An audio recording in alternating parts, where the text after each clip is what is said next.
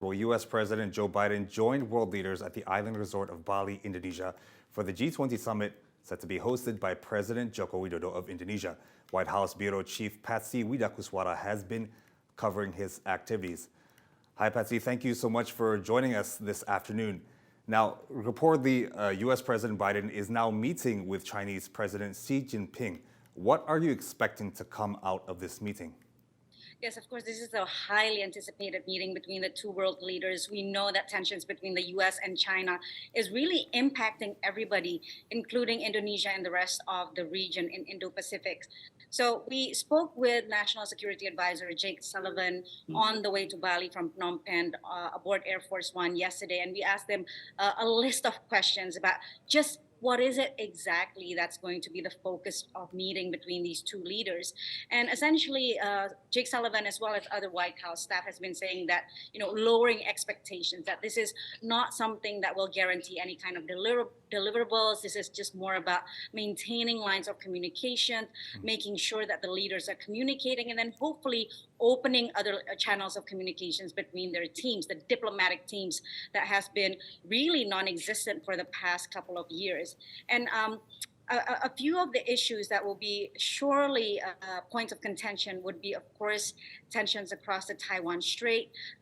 This is something that's a big, big concern for Beijing. And the other thing is the semiconductor export ban that the U.S. has enacted in October, which essentially just decapitates or really could cripple the Chinese tech industry. So these two issues are definitely going to be high on the agenda, as well as the issue of North Korea, where President Biden will signal to President Xi that if North Korea continues to increase its provocations, its weapons development program, it will just simply mean more U.S. military presence in the region, and therefore it is within China's interest to help curb Pyongyang's nuclear ambitions and military provocations. So those are just some of the big issues that the two leaders will discuss.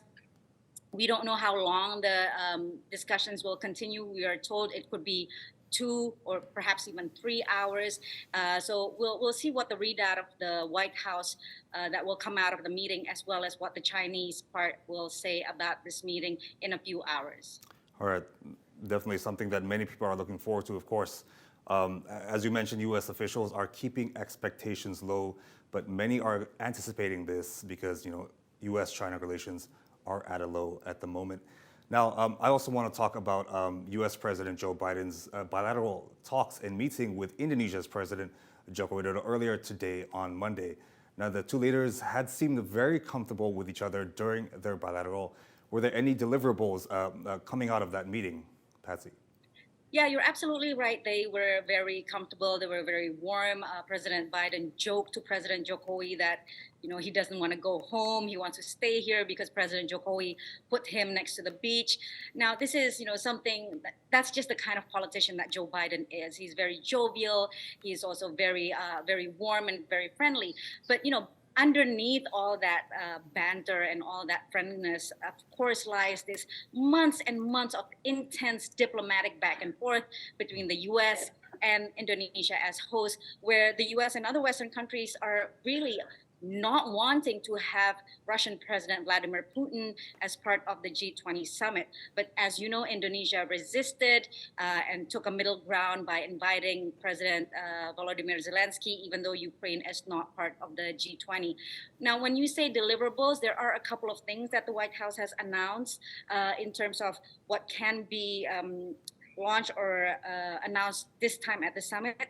Part of it is the $698 million deal between Indonesia and the U.S. to develop climate-conscious transportation initiatives infrastructure in 5 Indonesian provinces, increase finance for women-owned businesses and micro, small, and medium enterprises as well.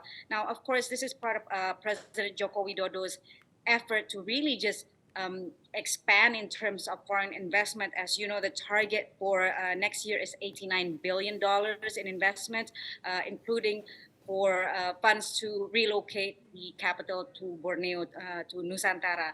So these are just a couple of issues that the presidents discussed. Of course, President Biden is intent on offering the U.S. counter to China's Belt and Road Initiative. This is something that's called PGII, and that's part of the offer to Indonesia as well. Now, in terms of numbers, just exactly how much that's going to be raised under this scheme, that remains to be seen, and that's under discussion between the two leaders. All right, Patsy Widakuswara, White House Bureau Chief, thank you so much for the updates from Bali, Indonesia.